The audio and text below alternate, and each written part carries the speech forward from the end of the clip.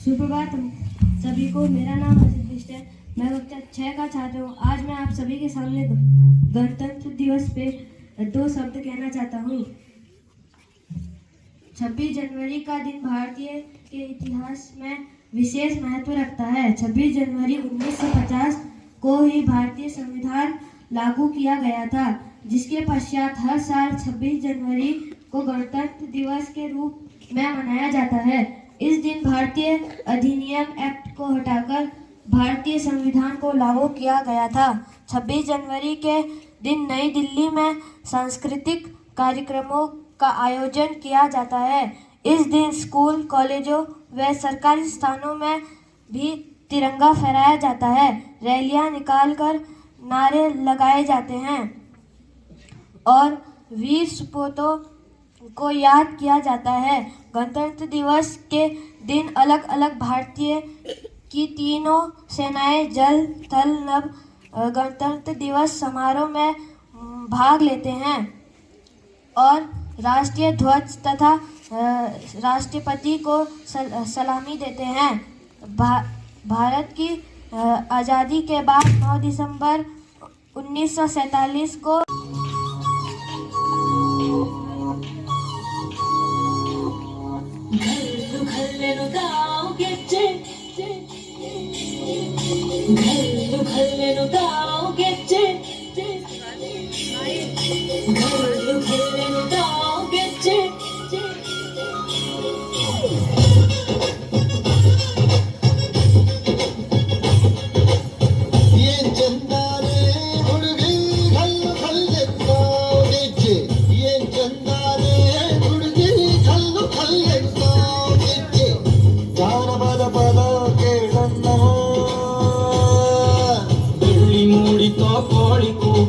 ಬಾನಿಗೇರಿತೋ ರಂಗು ಹಳ್ಳಿ ಹೈದರ ಒಳ್ಳೆ ಮನಸ್ಸಿದೆ ಯಾರಿಗೇನಿದೆ ಹಂಗು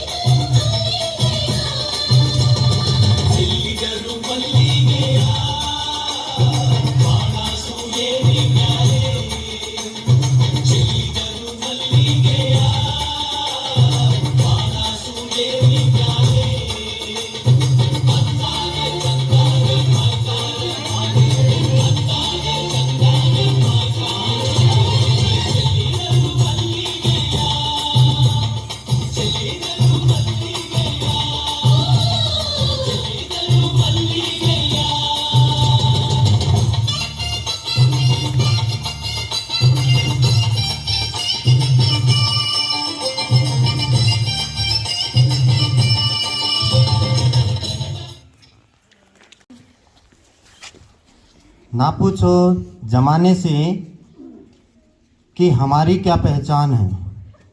ना पूछो जमाने से कि हमारी क्या पहचान है।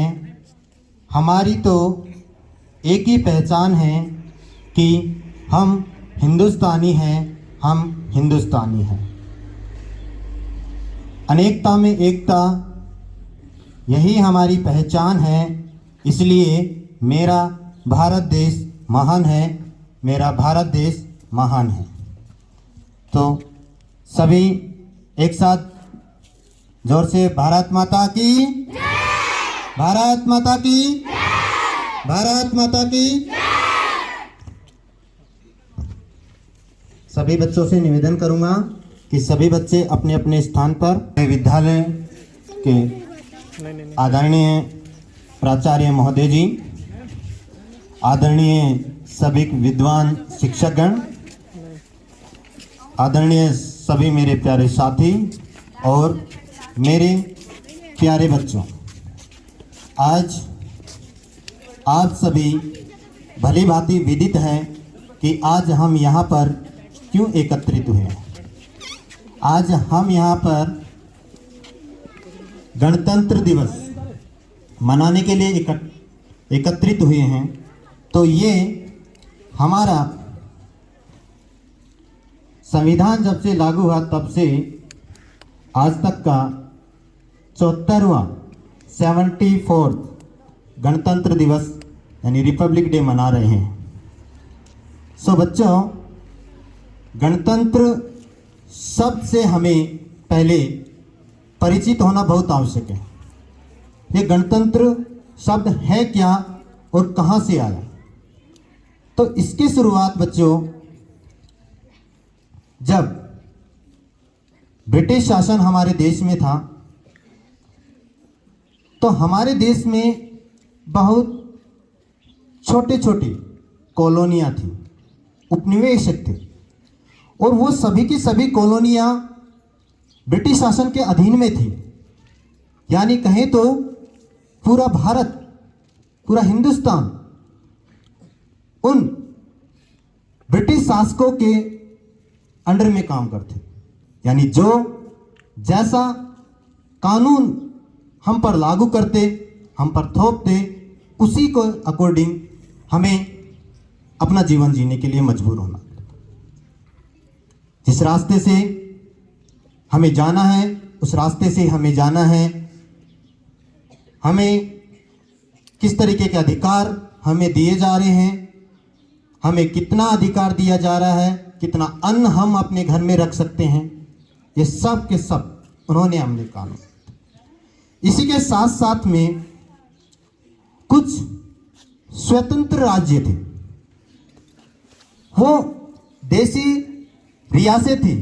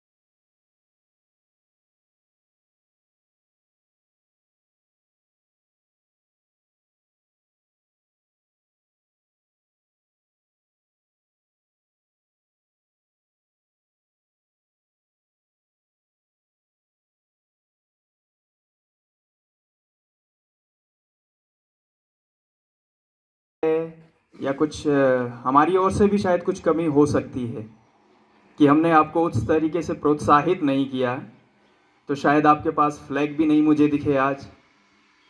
आपके वो जो ज़ील होनी चाहिए थी,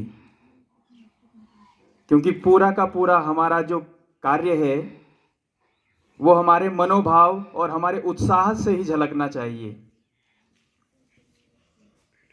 खैर कोई बात नहीं, हम मन से जिस चीज को भी माने वो सदैव सही होती है। तो आप मन से उन चीजों को समझिए और उस पर विचार भी करें, तभी ये दिन हमारे लिए सफल रहेगा। भारत माता की वंदे वंदे। ये जोश होना चाहिए आज के दिन। हमारे कार्यक्रम बहुत उत्कृष्ट थे, बहुत अच्छे थे और उन्होंने ही थोड़ा सा जोश यहाँ पर दिखाया।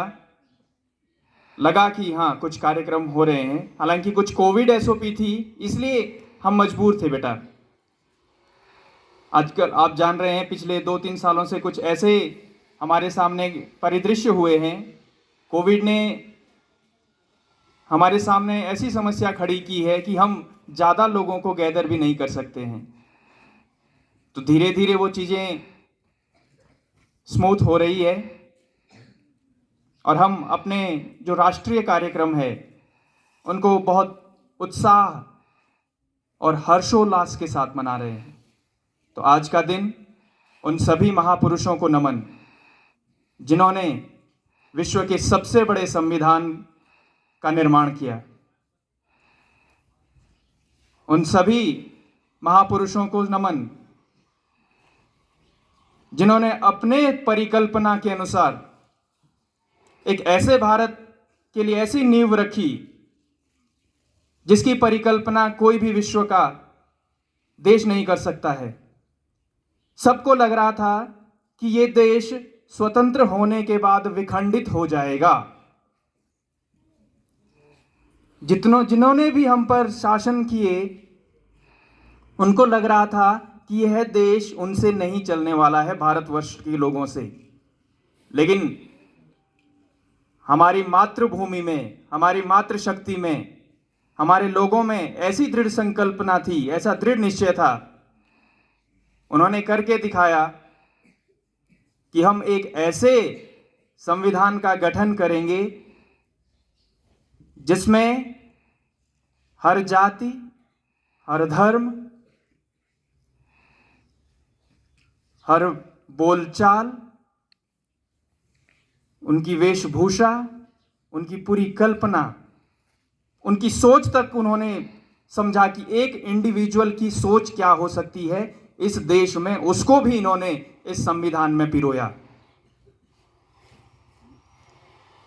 तो उन सभी को सबसे पहले हम आत्मसात करें, उनके बारे में पढ़ें, उनके बारे में समझें। आप लोगों में से कितने लोग संसद टीवी देखते हैं? संसद टीवी, टीवी नहीं, संसद एक कार्यक्रम होता है, संसद टीवी। देखिएगा, कोई बात नहीं, आपको शायद पता भी नहीं होगा कि संसद भी टीवी कोई है। उसमें बेटा हमारा जो पार्लियामेंट्री प्रोसेस होता है, जो हमारे संविधान के निर्माण के लोग हैं, जो उनसे जुड़े हुए लोग हैं, उनके बारे में पूरा विवरण दिया हुआ है। तो बड़े बच्चे जरूर इस चीज को देखेंगे। आप कुछ समय निकालें, अपने घरों में संसद टीवी को लगाएं जरा, उसमें देखें कि कौन कौन से ऐसे लोग थे जिन्होंने प्रारूप समिति के सदस्य थे, कौन से ऐसे थे जो इसके अध्यक्ष थे, कितने सदस्य थे इसमें, वो पूरा आपको इसमें विवरण मिलेगा। पूरा इतिहास हमारे संविधान का उससे जुड़ा हुआ है। और मैं उत्तराखंड से शुरू करूंगा। आप जानते हैं हमारे उत्तराखंड के कौन से ऐसे पुरुष, महापुरुष थे जो इस प्रारूप समिति के सदस्य भी थे और जिन्होंने प्रतिभाग भी किया। और आप जानते हैं इसमें बहुत बड़ी चर्चा हुई बेटा, इस संविधान को निर्माण करने में। और हमारे उत्तराखंड से ही एक ऐसे बोलो बेटा, हमारे कुमाऊनी ही है वो, गोविंद बल्लभ पंत जी। ये ऐसे महापुरुष थे। आप जानते हैं वो कौन थे? उत्तर प्रदेश के पहले मुख्यमंत्री भी थे। बेटा, अगर कोई चीज समझनी है ना, पहले अपने से शुरुआत करनी है। संविधान समझना है तो आप समझिए कि हमारे आसपास कौन है। और केवीएस ने एक कार्यक्रम चलाया, आप जानते हैं, और एक भारत श्रेष्ठ भारत में भी वो चलाया है। क्या था वो कार्यक्रम?